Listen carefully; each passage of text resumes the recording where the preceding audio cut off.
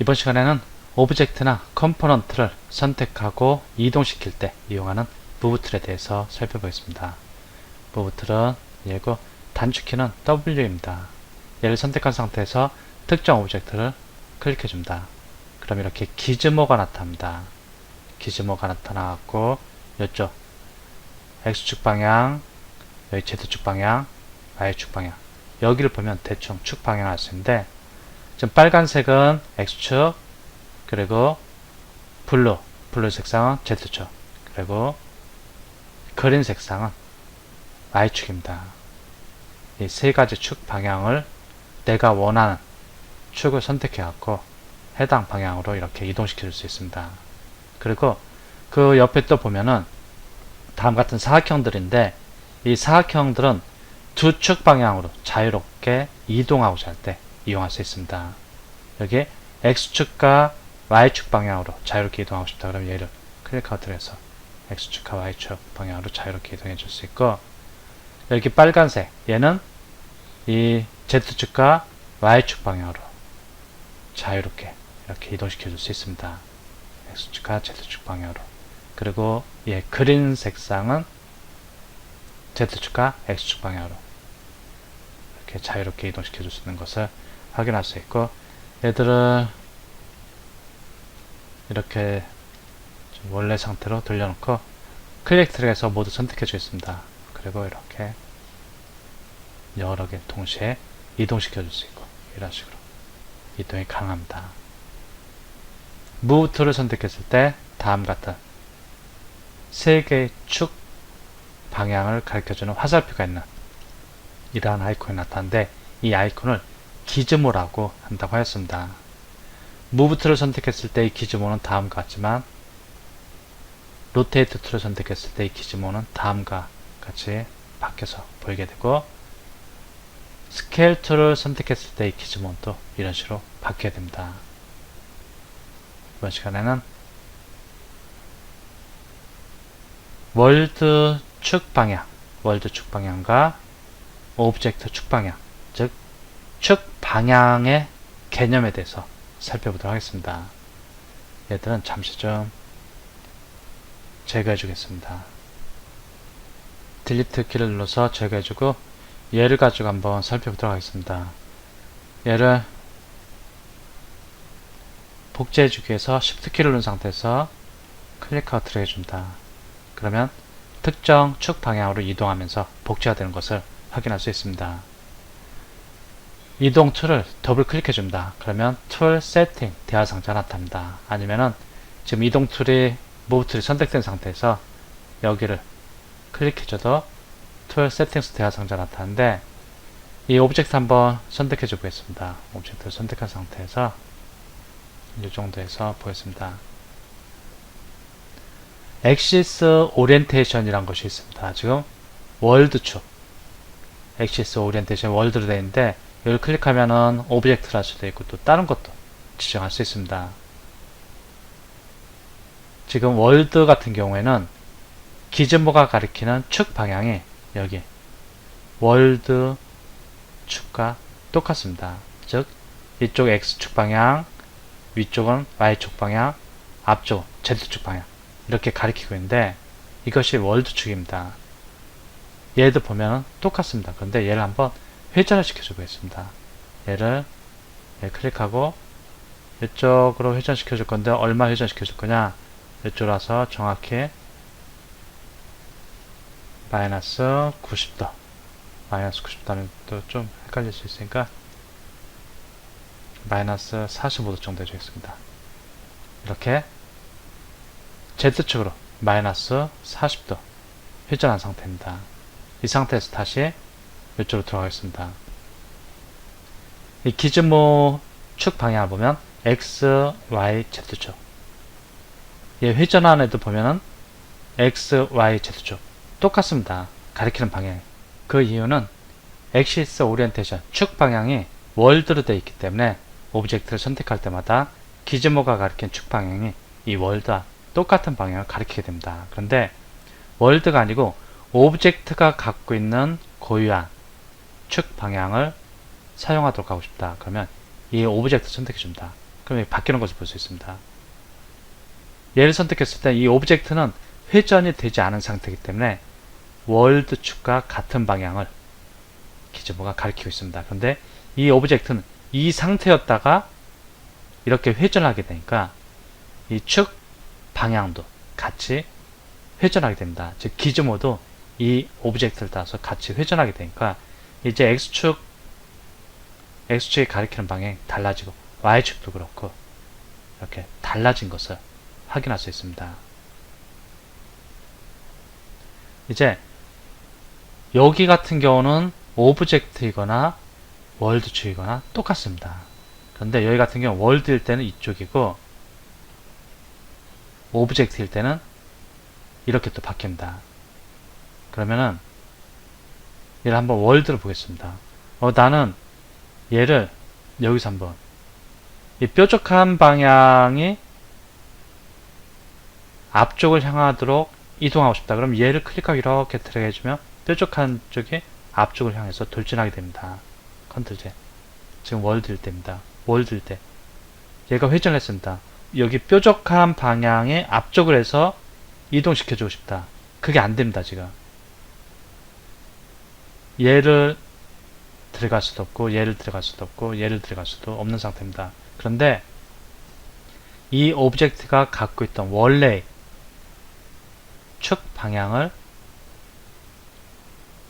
이용하기 위해서 오브젝트 선택해줍니다. 그러면 여기에서 Z축이 위에 쪽이었던 그 상태를 그대로 유지하게 됩니다. Z축이 아니고 이 Y축이 위쪽 방향이었던 상태를 그대로 유지하는 이 오브젝트 자체가 갖고 있는 축 방향, 3개의 축 방향이 나타나면서 얘를 클릭하고 들어가면 여전히 오브젝트를 회전한 상태에서도 뾰족한 부분이 앞쪽을 향해서 나아가도록 이렇게 이동시켜 줄 수 있습니다.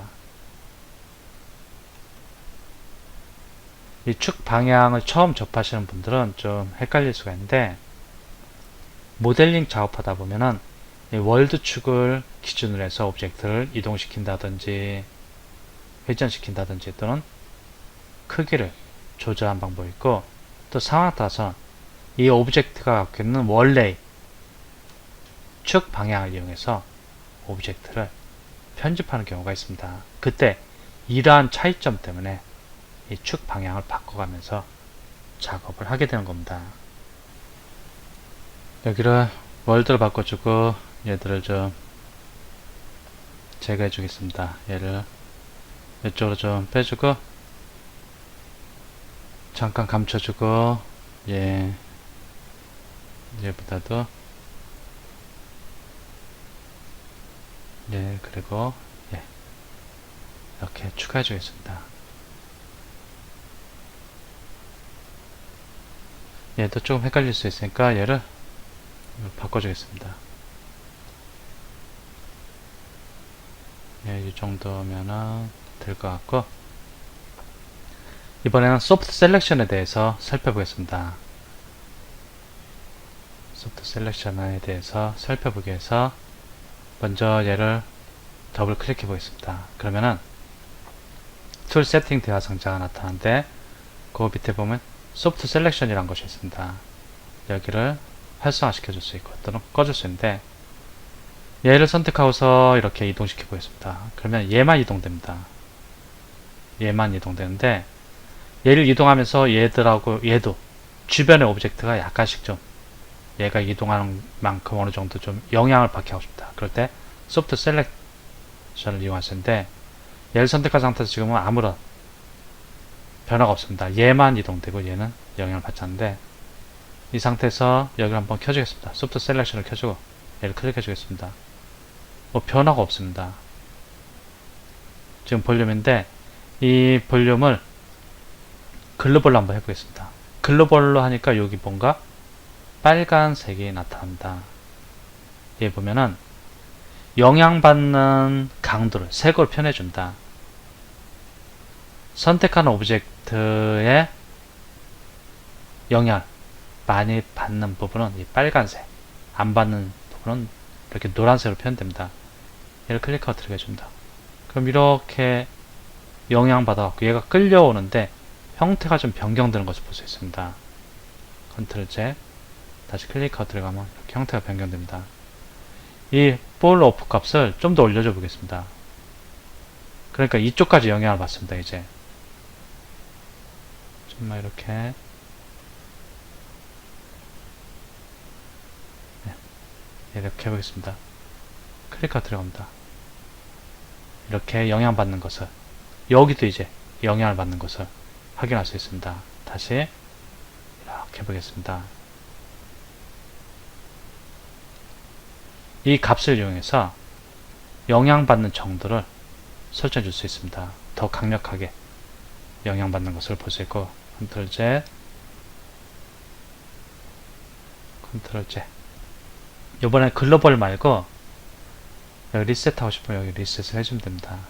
글로벌 말고 이번에는 오브젝트를 해보겠습니다. 오브젝트를 하면은 클릭하고 들어갑니다. 그러면 얘가 따라오긴 따라오는데 형태는 변경 안 되면서 따라옵니다. 이 값을 좀 더 올려보겠습니다. 클릭하고 들어가겠습니다. 이 두 개의 오브젝트가 얘가 이동하면서 따라옵니다. 글로벌일 때는 형태가 변경되면서 따라왔는데 영향을 받았는데 오브젝트라니까 이렇게 형태가 변경되지 않으면서 같이 얘가 이동하는 만큼은 아니지만 어느 정도 같이 이동하는 것을 볼 수 있습니다. 이 노란색부터 빨간색까지 있는데 이 노란색이 좀 더 세게 영향받고 빨간색이 좀 더 덜 영향을 받는 것을 확인할 수 있을 겁니다. 컨트롤 Z 하고 이번에는 잠시 여기 좀 꺼주고 이 Move 툴 같은 경우는 오브젝트와 컴포넌트를 선택해서 이동한다고 했습니다.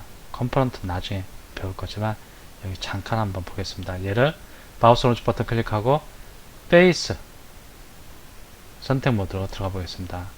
페이스 선택 모드로 들어가고 얘를 한번 여기를 선택해 보겠습니다. 이렇게 페이스 이동됩니다. 컨트롤 Z 하고 이쪽 클릭하고 페이스 이동되고 컨트롤 Z 마우스 오른쪽 버튼 클릭하고 이번에는 버텍스 편집 모드로 가겠습니다. 버텍스 4개 선택해서 이렇게 위로 이동되는 것을 확인할 수 있습니다. 이번에는 컴포넌트도 소프트 셀렉션이 가능합니다. 이쪽으로 와서 얘를 갖고 한번 해보겠습니다. 얘를 땅땅 더블 클릭해갖고 소프트 셀렉션이 가능하도록 해주겠습니다. 그리고 여기를 글로벌로 해줍니다. 컴포넌트를 수정할 때 여기 글로벌로 바꿔줘야 합니다. 얘를 클릭해줍니다. 얘를 컴포넌트 편집 모드로 들어가기 위해서 얘를 좀 이쪽으로 바꿔주고 우클릭하고 버텍스 편집 모드로 들어가겠습니다. 버텍스 편집 모드로 들어가고 여기 버텍스 하나만 콕 찍어갖고 선택해 주겠습니다. 소프트 셀렉트가 아닌 상태에서 버텍스 하나만 선택했는데 클릭하고 들어가면 얘만 이렇게 튕겨져 나옵니다. 얘만 이렇게 이동되는 것을 볼 수 있는데 컨트롤 Z 소프트 셀렉트 해줍니다. 그러면 주변이 이렇게 노란색으로 바뀝니다. 컨트롤 Z 너무 영향을 많이 받습니다.